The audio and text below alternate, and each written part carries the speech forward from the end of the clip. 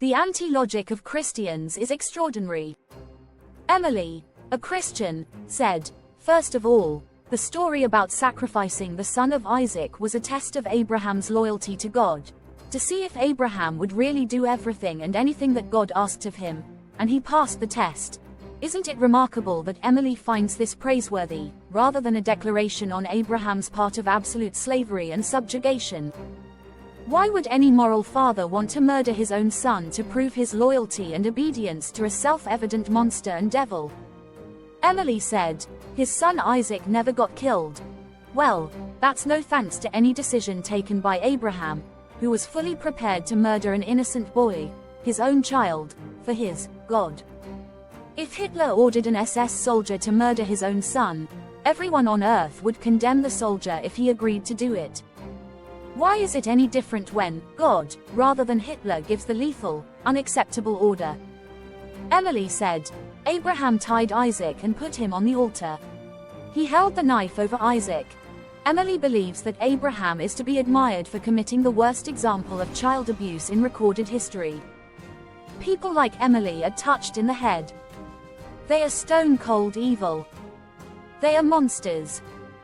It's frightening that society is full of psychopaths like this. Even worse, these patently sick people actually believe they are the good guys. Emily said, "Abraham was ready to sacrifice his son.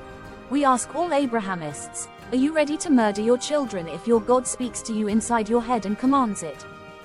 Say so on social media, and we will apply to have your children removed from you for their own safety. You are self-declared psychopaths and homicidal maniacs." Emily said, "But an angel spoke to Abraham. Why didn't God speak? Are angels watching this grotesque scene too, of a father poised above his son, ready to slit his throat like an animal? What a bunch of immoral sickos. There can be no forgiveness for these evil beasts." Emily said, "He told Abraham not to sacrifice Isaac. There was no need, was there? Abraham had agreed to murder his son, no questions asked, and was in the process of doing it.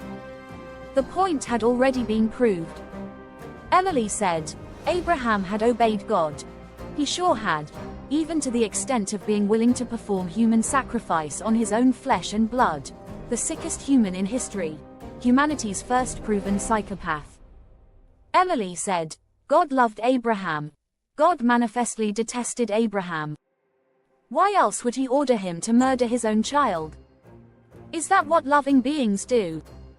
Would you think someone loved you if they ordered you to massacre your children? If so, you have the most perverted conception of love." Emily said, "God is love. People. Yes, people. A God who commands a father to slaughter his son is the quintessence of love. Not. God is the self-evident devil, the quintessence of hate. God's order to Abraham was one of supreme hatred and contempt. Exactly the sort of order that a master gives to a slave to show exactly who is boss. Only evil devil worshippers cannot see this. Sadly, humanity has billions of Satanists." Emily said, "God wants us to obey him. He sure does. We are to be his slaves, even murdering our children for him, and so terrified of him that we won't dare to eat of the tree of knowledge that can free us." Emily said, "God is not the devil. Only the devil would order fathers to murder their children and want everyone to obey him at all times. That's self-evident. What do Christians claim that the devil would do that would be any different from what the God does? Would the devil order a father to murder his son to prove his absolute obedience? He sure would. Would the devil wipe out Job's family for shits and giggles, and receive as a tribute the human sacrifice performed by Jephthah on his virgin daughter? He sure would. Would the devil massacre the firstborn of Egypt and drown the world in a great flood? He sure would. Would the devil promise a land, already occupied by another people, to a chosen people, and then help them massacre the rightful owners? He sure would. Would the devil send to hell everyone who didn't believe in him and didn't worship him? He sure would. So where exactly are we to locate the difference between the Abrahamic God and Satan? There is no difference. They are one and the same. Emily said, "The devil wants you to think that way. The devil wants you to think that you must murder your children to prove your loyalty and obedience to him. He wants you to think, exactly like Emily." Emily said, "Where do you think these thoughts come up? He comes at your weakest moments and tries to make you question your faith in God. But do not give in. If only Abraham had possessed the strength to question his faith in the devil and refuse to do his evil bidding." The sadness is that Abraham wasn't in a weak moment when he listened to the sick orders of the devil. That was his normal state. Abraham should have given in to morality and rejected the evil devil that preached human sacrifice, the same devil that laughed as Jephthah murdered his virgin daughter after making a rash promise to his satanic overlord. Emily said, "He is here. The devil is in our midst. In the name of morality, Abrahamism must be destroyed. The test we have all been given is to overcome Abrahamism, and thus far we have failed. If the Abrahamic God was self-evidently God, never doing anything other than godlike things, and behaving with unquestioned and impeccable morality, it would be laughable and insane to compare him to Satan. The very fact that this is not only possible but demanded shows how satanic he truly is. Let's do a thought experiment and imagine an alternative Bible, one where God doesn't drown the world, doesn't slaughter the firstborn, doesn't order a father to murder his son, doesn't wipe out Job's children, doesn't accept the human sacrifice of children, doesn't nominate some people as chosen and promise them a land occupied by others. That's obviously a far superior Bible, so the question then arises as to why it isn't the actual Bible. Who filled the Bible with clearly satanic events, presided over by the devil? It sure as hell wasn't God that inspired the writing of this book, but some totally evil being, or, most obviously, totally evil human beings. Emily said, "It's a test of our faith. We are put to the test daily, weekly. But that is life. You have totally failed the moral test if, when the devil orders you to murder your children, you blindly and submissively agree. The moral test is to resist this evil monster to the bitter end, no matter the personal cost." Christians such as Emily have inverted morality, satanic morality, which is to say immorality. Emily and her kind are evil. They are the foot soldiers of the devil. Emily said, "Remember when Jesus was dying on the cross and the guards yelled, 'Where is your heavenly God now? Bring yourself down. You can save others but you can't save yourself.' Exactly." The Jewish Rabbi Yehoshua ben Yosef called himself the King of the Jews and the Jewish Messiah and was put to death by the Romans for high treason. He claimed to save others, but couldn't save himself. Given that he was allegedly God, why, as soon as he died, didn't he open his eyes and get off the cross?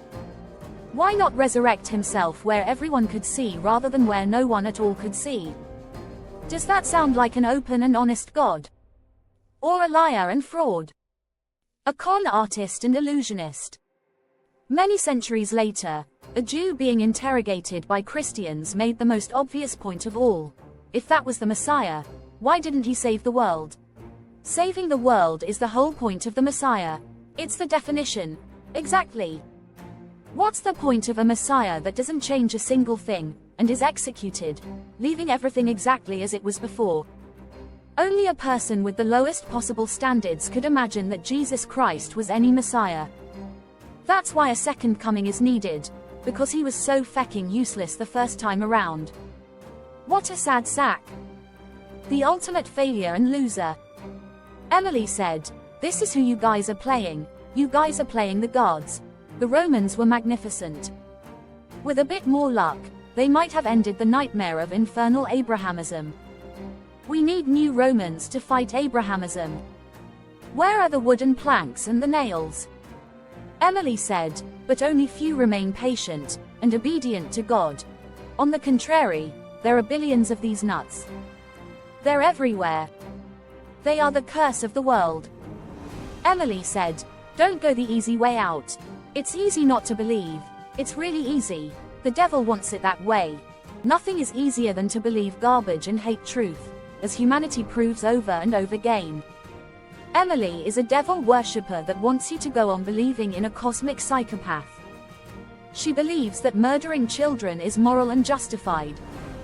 She supports the drowning of the world, the genocide committed against the Canaanites, and the massacre of the Egyptian firstborn. She agrees with the satanic creature who wiped out Job's 10 children for a bet. This woman is sick, twisted and evil. If you listen to a single thing she says, you are already lost. You are as wicked as she is. Emily said, apparently, the devil has a good hold of you if you think that God is the devil. No sane, rational person could reach any conclusion other than that Abrahamic terrorists worship the devil. The 9/11 mass murderers were followers of Emily's God. And what about the Crusades, the Inquisition, the witch burnings, the Salem trials, the religious wars, the persecutions, the intolerance, the hate? Enough said. Emily said, it's more like the devil is your God that you choose to worship. We don't worship any God. We especially don't kneel to the devil and call him God. Emily said, never ever disgrace my heavenly Father who created you and me, and gave you life. Your heavenly Father is a war criminal, guilty of genocide and crimes against humanity. He is the demiurge, the prince of darkness, the lord of the flies, the father of lies. He gave no one life. He stole life and he persecuted and tortured life, which is why he built hell. He created nothing but a wasteland and epidemic mental illness. Emily said, in your last hour we'll see who you'll cry out to. Is it the devil? We are eternal minds, uncaused and uncreated. We won't be crying out to anyone. You, however, will be in your hell when you discover in the mathematical afterlife that 100% of your beliefs are false and your whole life has been a disgusting, immoral, criminal, obscene lie. You have lived an anti-life against the truth and against all that is good and moral. You are a monster and you have cursed this world and resisted reason and logic at every turn.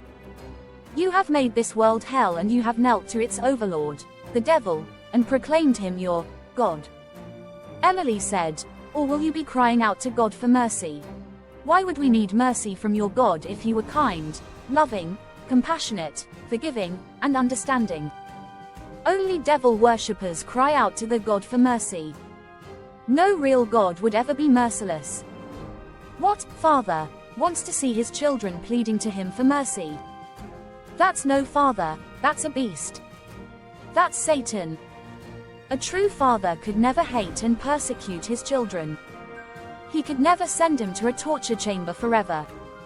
That is so obvious that it would take a wholly evil person such as Emily to imagine otherwise, to imagine a creator that despises and tortures his creations. If you were the creator, would you create hell and send your creations there? If you wouldn't, why would God? How can you be more moral, kind, loving, compassionate and forgiving than God? Emily said, don't wait. Exactly, don't wait. Abandon your devil-worshipping ways immediately. There's no time to waste. There's no time like the present. Save yourself. See the light of reason and truth. Stop blinding yourself with sick and demented lies. Stop believing absurd old stories and superstitions. Emily said, don't make the silly mistake of giving up on God. Only the biggest fools go on worshipping the false god of Abrahamism, the torture god, the terrorist god. Emily said, knock and the door shall open. Seek and you shall find. Only reason and logic can save you. Cast down the false idols. Stop kneeling to Satan. Stop praying to the devil. The lie will condemn you. You will choke on your falsehoods. Just imagine the look in little Isaac's eyes as he looked up and saw the murder in his father's eyes, and a glinting blade being held over his throat, ready to cut it open and drain his lifeblood out of him, to be offered up to Satan himself. Don't be like evil Emily. Don't be an Emily. Never be an Emily. Stop bowing to Satan. Embrace the antidote to the devil, reason and logic. Martin Luther, the first Protestant and a grotesque devil worshipper, inverted the truth and proclaimed, reason is the devil's whore. In fact, Luther's God is the devil himself, and reason is the sole means to fight and destroy it. RP said, "There are so many fallacies here it's hard to put them all together. I'll try one. The Moriah incident wasn't about sacrificing his son. It was twofold. One, it was about being readily compliant. God stopped Abraham before he sacrificed Isaac. It's important to put things into context, which this narrative didn't. So, are these people saying that if Abraham had not been stopped from murdering his son, then they would not be Christians? That they would recognize that the God of Abraham was evil and in fact the devil?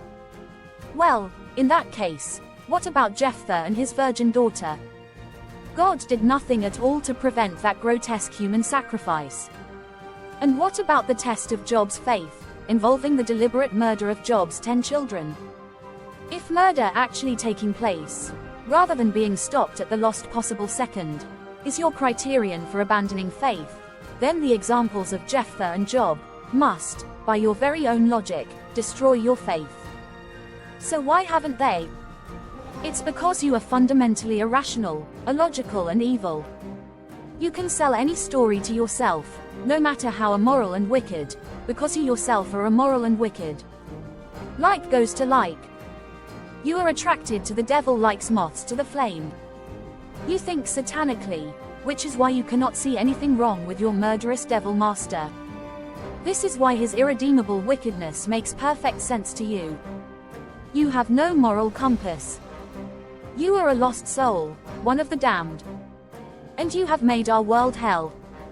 But we are awake and we shall fight you to the end. The truth will triumph over your satanic lies. We are not the ones attempting to defend attempted and actual human sacrifice. You are. You are so blinded by evil, you have no idea how evil you are. Just as the Dunning-Kruger effect shows that stupid people have no clue how stupid they are. Their very stupidity is what prevents them from being aware of their own stupidity. So it is with evil people. People with no moral compass have no conception of what morality is. Abrahamists simply cannot conceive that when a being orders a father to murder their child, that being is therefore totally evil. How would they recognize evil when they themselves are evil? The stupid person cannot understand intelligence because he cannot recognize it, and the evil person cannot recognize evil for exactly the same reason. Abrahamists are both evil and stupid, which is why they are so dangerous and have done so much damage to our world. We are not the ones telling you that you should follow Abraham's example and agree to performing human sacrifice on your own children if a voice in your head calling itself God commands you to. What we are telling you is that all Abrahamists are sick Satanists who worship a book that revolves around their preparedness to commit human sacrifice to prove how loyal, faithful and obedient they are. The Bible commands you to be a slave of God and carry out any of his orders no matter how evil, even to the extent of murdering your own children. We didn't write the Bible. Satanists did. We do not need to justify a single word of the sick and insane stories in the Bible. We repudiate all of it. The people who need to defend it are those that believe in it, the Abrahamists, and as soon as they do so, they prove that they are irredeemable devil worshippers, devoid of a moral compass. At the Nuremberg trials, the Nazi defense was, "We were only obeying orders." Every Abrahamist, just like Abraham, is willing to carry out any order given to them by the God, no matter how evil. A moral human being with a moral compass would never under any circumstances contemplate murdering a child because someone else ordered him to do so. But no Abrahamists are moral. Self-evidently, not one of them has any moral agency. They are robots and slaves who obey orders without question. They care about obeying whoever gives the orders, not about whether those orders are moral. The devil, the father of lies, called himself God, and then every Abrahamist was prepared to murder their own children to prove their loyalty and obedience to him. Shame on all of them. The world will never be free until it is free of these people. Defund Christianity. De-Christianize America. Make America moral again.